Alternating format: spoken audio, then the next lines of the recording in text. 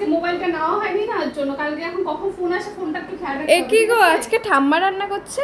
আরে ঠাম্মা রান্না করছে মানে খিচুড়ি বানাচ্ছে মা।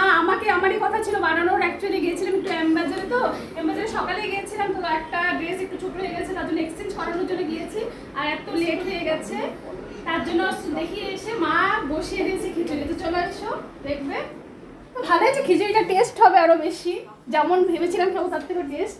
মা প্রথমে কিভাবে বানালে মা খিচুড়িটা? তেল দিলাম, তারপরে মশলা দিলাম।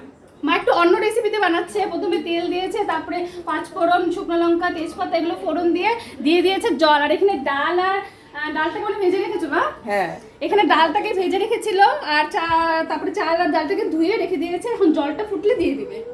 কিন্তু খিচুড়িটা দারুণ টেস্ট হয়েছে, তো বানাচ্ছে মা, সেই সেন্ট বেরিয়েছে। ভালো হয়েছে একদিকে যে লেট করে আসছি, না নাহলে তো তুমি বসাতে না, করতে না, বলতো তুমি করো।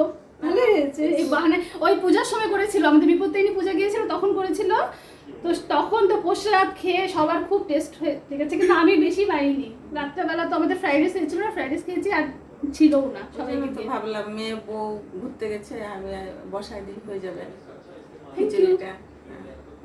ওরা এসে খাবে যদি ভালো লাগে, কাজে গেছিল। কাজের জন্য গেছে।